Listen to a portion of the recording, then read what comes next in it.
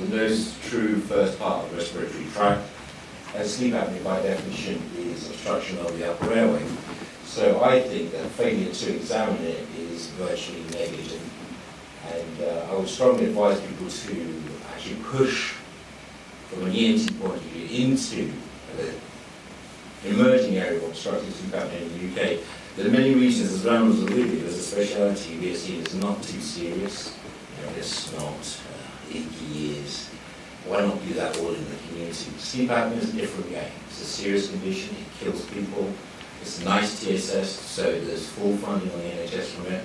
And actually from April of this year, there is funding for MDT-style clinics. So if you have a chest physicians running a clinic, there is funding for you to join that clinic and give them your expertise as an ENT surgeon. Remember, the nose process is about between, say, 4 and 6 million litres of air per year.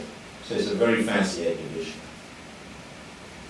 So all those symptoms, loud snoring, weeing at night. In fact, I had a lady I saw yesterday, she had flooding at night. Very embarrassing when you're in mid-50s and you're lying next to your husband and you just flood at night.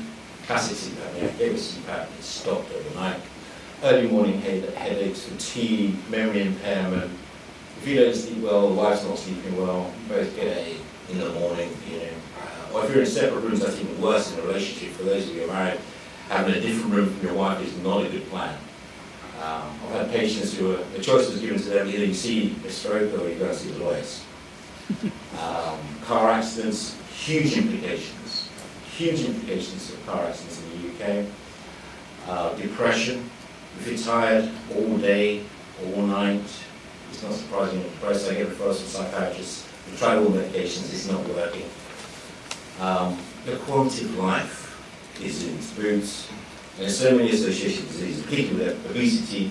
And there's an obesity epidemic, it's all going up. This is not something that's going to go away. It's a growth area for us anyway. I found this lovely graphic the other day. It so illustrates that when you strangle people, bad things happen to multiple organs downstream. Now, just looking at mood disturbance, daytime sleepiness, as I mentioned before, this just tries to break it down into numbers, which gives you an idea that you're not dealing with a wet ear, a bit of sinus disease, Johnny's got tonsil problems. This is a serious medical condition. I would strongly advise the younger people in this audience who are seeking careers in ENT, we've got to work for another 10, 15, possibly 20 years, get involved in this, because it's an area that we can actually lend some skill and expertise to. These are figures that I actually got from the Department of Health lead, Martin Allen, and it clearly shows on the top there, have we got points?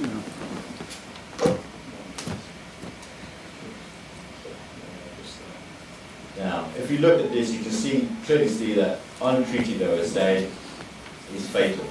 It will kill you over 12 years. About 15% of people will be dead within 12 years. The blue line there shows if you treat CPAP, a remarkable difference. Now, the only thing worse than dying, I suppose, is living, but with heart attacks, strokes, immobility, all these other comorbidities. You can see if you don't treat these people, they dramatically ramp up in terms of complications. And if you think, if somebody has a stroke, what's the healthcare implication of this over time? You've lost the employment. You have to admit them to hospital.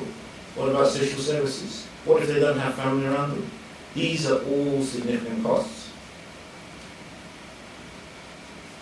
When I was negotiating my service in Lincolnshire, I had to go through all these exercises of convincing managers within the PCT that this is a condition you should treat, you should take seriously.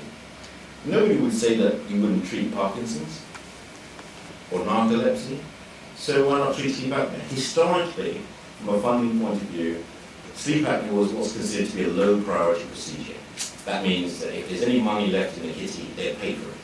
From 2008, March, NICE ruled on OSA that it's a TA assessment is legally binding on all commissioners in England and Wales, irrespective of whether it's GPs or whoever the commissioner is, that you must provide the service.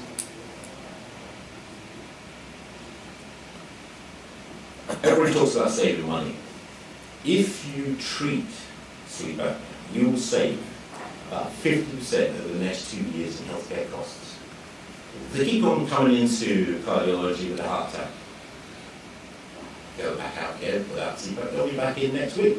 So this has been done in the States, it's been done in Canada, and it's been done in Australia.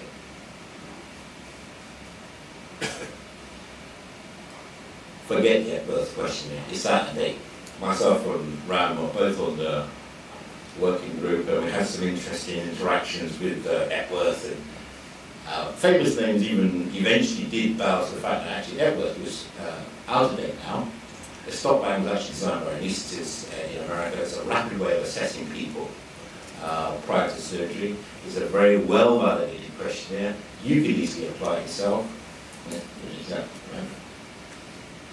If you snore loudly and you're in the spare room, if you're tired in the morning, if your wife or your partner watches you breath hold at night, if you've got blood pressure problems, if your BMI is above 35, if you're more than 50, if your leg size is more than 50.5, and if you're a male, you've got a chance of having a positive stop bang.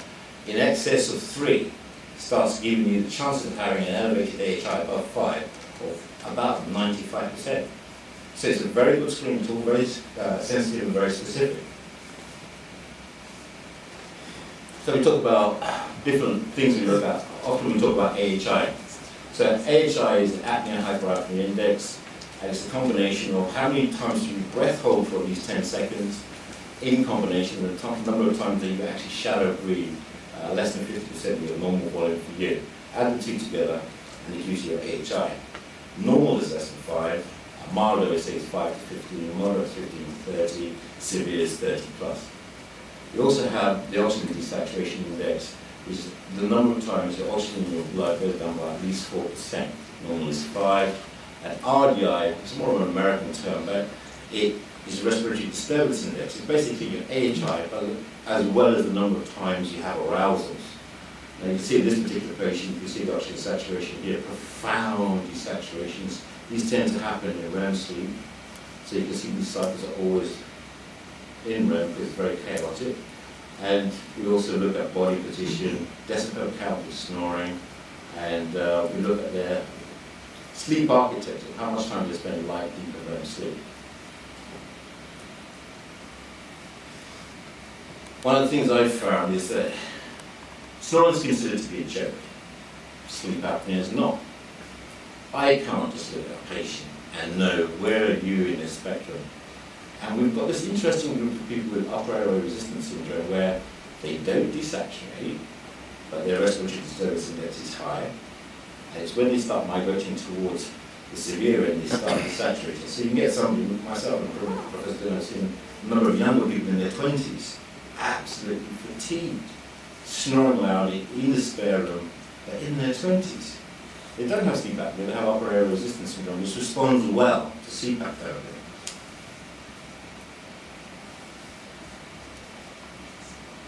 We now think of this as a multi-level problem. But if the nose is the first part of the respiratory tract, I mean, if we were plumbers, we would look, we wouldn't imagine there's blockages without actually examining it. We've had interesting discussions with colleagues about whether you should examine the nose. I think, well, if it's the first part of the respiratory tract, and there's so many things going on that we don't know, not to look would be not to see. Now, when you see people during the daytime examining, obviously they're not recumbent, trying to do MRIs when people are asleep and things like that, that's going to have a limited benefit. So, there are anatomical factors, there are physiological factors, and there are other factors we don't understand, as well as, we've got the normal things that happen when the tone nerve goes down when you go to sleep.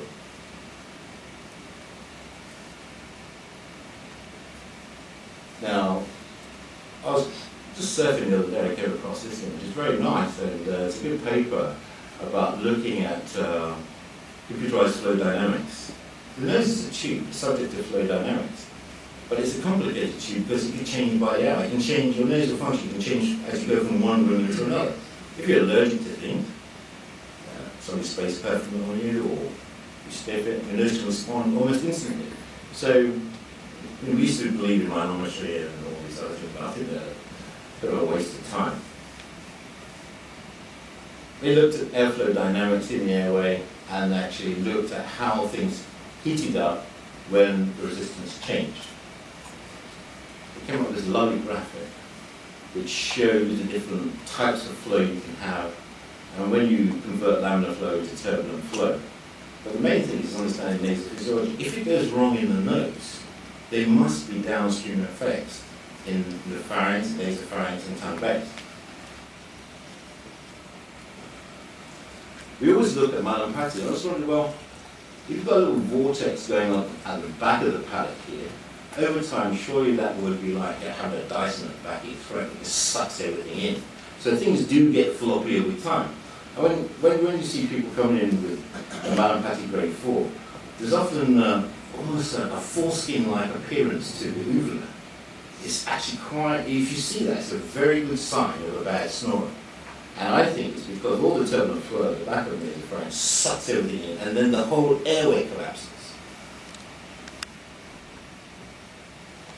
I did a little survey of all the sleep clinics in the United Kingdom using Choose and Book as a mechanism, because all Choose and Book clinics are registered, they're valid practices, and we had about 70% response to it. The interesting thing is that chest physicians were involved in virtually every clinic. 57% of the time they did the clinic solo. And this is a historical thing because it's always thought to be the domain of the chest physicians.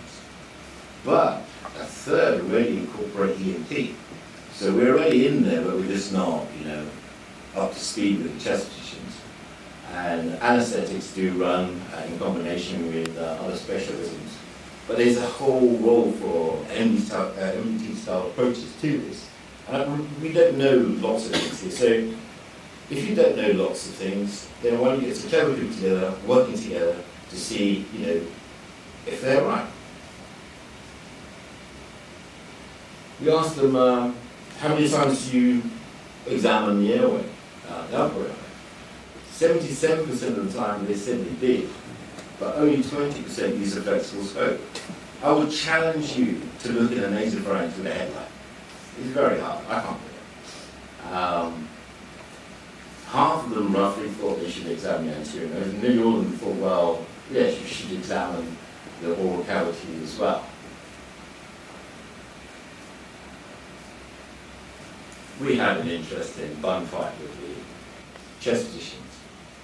And this is one quote I was given in an email. In 25 years, he's not seen a reason on 7,500 patients why they would have an ENT exam. I just cannot believe that somebody can write that down. Even if you believed it, I certainly wouldn't write it. Then we have, it adds a lot of cost, but then you couldn't work out the cost. I know exactly what the cost is, £10 a go. We'll do it only if CPAP fails. Well, the rationale there, CPAP fails, then you bring them back in and you retitrate them over 2 days. That's about £700 a night. That's 1,400 quid. And then moaning about £10. It's painful. I don't know who could do it on them, but it's not painful when I do. I only use KY jelly. I don't use local. So there are all reasons given for not doing it. But if you look at the models, and when I started my service, I started with a chest physician.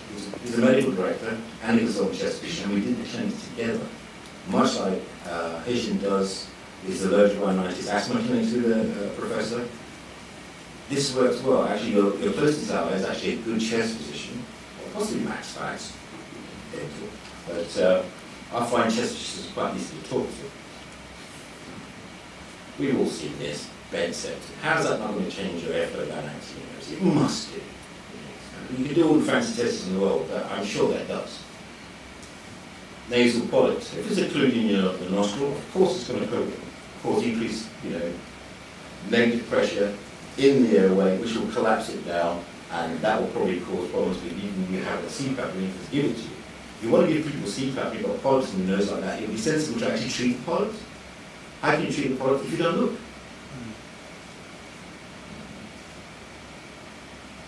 Nasal tumours,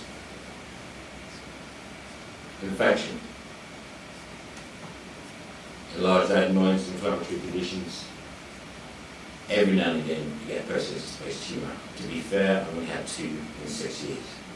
But not to look would be not to see that.